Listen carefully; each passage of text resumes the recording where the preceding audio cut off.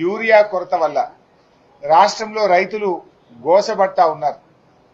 కాంగ్రెస్ ఏమో బీజేపీ పేరు చెప్పి తప్పించుకుంటుంది, బీజేపీ ఏమో కాంగ్రెస్ పేరు చెప్పి తప్పించుకుంటుంది. కాంగ్రెస్ బీజేపీలు దొంగ నాటకాలు ఆడి రైతులను గోసబెడతా ఉన్నారు. అందువల్ల అసలు కాంగ్రెస్ తప్ప బీజేపీ తప్ప ఏంది ఈ సమస్య కారణం ఏంది? 10 ఏళ్ల బీఆర్ఎస్ హయాంలో లేని సమస్య ఇప్పుడు ఎందుకు వచ్చింది? దానికి ఏదైనా పరిష్కారం చూపిద్దాము అనే అంశం మీద శాసనసభలో ఈ ఎరువుల కొరత మీద మాట్లాడాలని బీఆర్ఎస్ పార్టీ ప్రతిపాదించింది. ఈ 2 అంశాలు తప్పకుండా తీసుకోవాలని చెప్పి మేము కోరాం. వీటితో పాటు అనేక సమస్యలు, గ్రామాల్లో పారిశుధ్య నిర్వహణ సరిగా లేక మలేరియా, డెంగ్యూ, వైరల్ ఫీవర్స్ తో ప్రజలు బాధపడతా ఉన్నారు.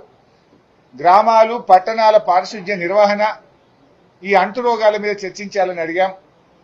గురుకుల విద్యా సంస్థల్లో కనీస సదుపాయాలు లేక 100కు పైగా విద్యార్థుల మరణం, విష జ్వరాలపైన చర్చించాలని కోరాం.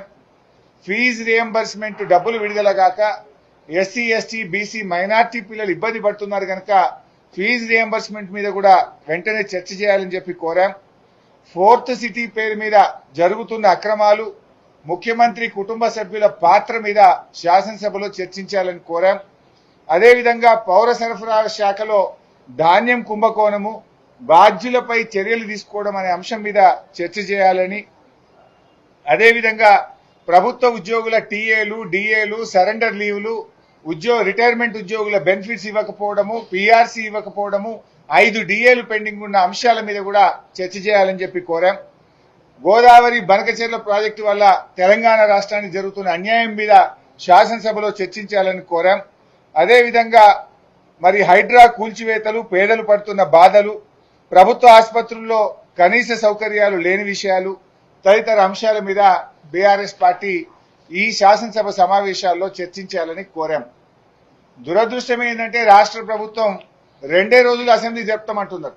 2 రోజులు అంటే 2 రోజులు అంటే ఇవాళ రేపు ఖతం బర్కాస్. అంటే పారిపోతున్నది ప్రభుత్వం.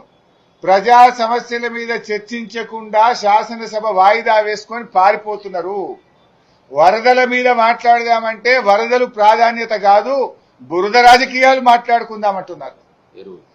ఎరువుల మీద, రైతుల మీద మాట్లాడదామంటే అది మెల్లగా మాట్లాడుకుందాం, తొందర ఏమున్నది అంటున్నారు.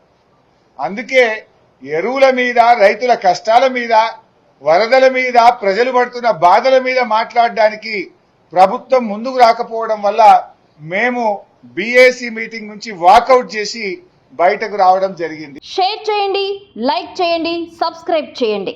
మరిన్ని వీడియోల కోసం బెల్ సింబల్ పై క్లిక్ చేయండి.